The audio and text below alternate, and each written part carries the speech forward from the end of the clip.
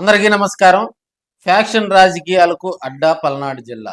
పల్నాడు జిల్లాలోనే 7 కాన్స్టిట్యున్సీలు కూడా 2024 ఎన్నికల్లో వైసీపీ కోల్పోవటం జరిగింది. 2019 ఎన్నికల్లో పల్నాడు జిల్లాలో ఏకఛత్రాధిపత్యం కొనసాగించినటువంటి వైసీపీ 2024లో కూడా అక్కడ డేలా పడిందని తెలుసుకోవాలి. అదేవిధంగా పల్నాడు జిల్లాలో ఉన్నటువంటి 7 నియోజకవర్గాల మీద కూడా ఆయన ప్రత్యేక దృష్టి పెట్టినట్టుగా కూడా తెలుస్తుంది.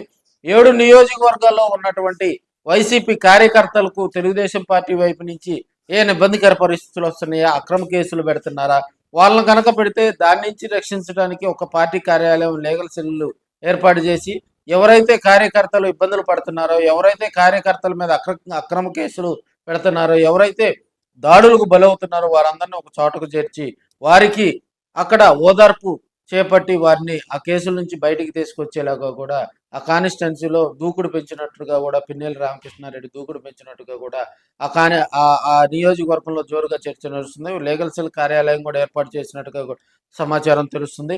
అదేవిధంగా ఫ్యాక్షన్ పాలిటిక్స్ గురిజాల కాన్స్టిట్యున్సీలోనే 300 కేసులు గత 4 నెలల్లో అక్కడ నమోదయ్యాయంటే పల్నాడు జిల్లాలో ఏ రేంజ్లో అక్కడ పాలిటిక్స్ జరుగుతున్నాయో కూడా మనం తెలియజేసుకోవచ్చు.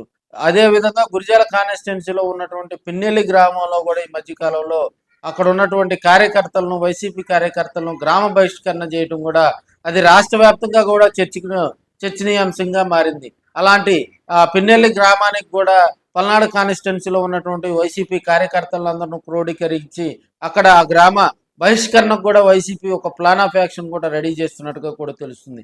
ఎందుకంటే ఎక్కడైతే ఎఫెక్టెడ్ వైసీపీలో ఇప్పుడు ఉన్నటువంటి కార్యకర్తలు గ్రామ వార్డు నుంచి కూడా పార్టీని బలోపేతం చేసేందుకు పిన్నెల్లి రామకృష్ణారెడ్డి పల్నాడు కాన్స్టిట్యున్సీలో ఉన్నటువంటి 7 నియోజకవర్గాల మీద కూడా దృష్టి పెట్టినట్టుగా కూడా తెలుస్తూ ఉంది.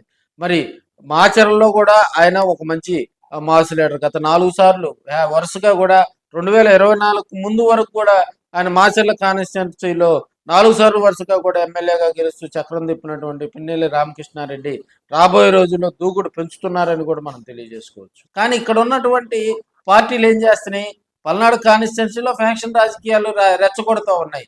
మనం చూస్తూ ఉన్నాం, గ్రామాల్లో ఒకరి మీద ఒకరు దాడులు చేసుకోవటం, ఒకరి మీద ఒకరు కవ్వింపు చర్యలు చేసుకోవటం, ఒకరి మీద ఒకరు రాజకీయ మాటల యుద్ధాలు చేసుకోవటం మనం చూస్తూ ఉన్నాం. వీటన్నిటిని కూడా అధికారంలో ఉన్న ప్రతిపక్షంలో ఉన్న ఏ పార్టీలు కూడా ప్రోత్సహిస్తున్నాయి. సో ఆ ప్రోత్సాహానికి ఎడిక్ట్ అయినటువంటి కార్యకర్తలు ఊళ్ళు ఖాళీ చేసి రాజకీయాలకు బలవుతున్నటువంటి సందర్భాలు అయితే మనం చూస్తూ ఉన్నాం.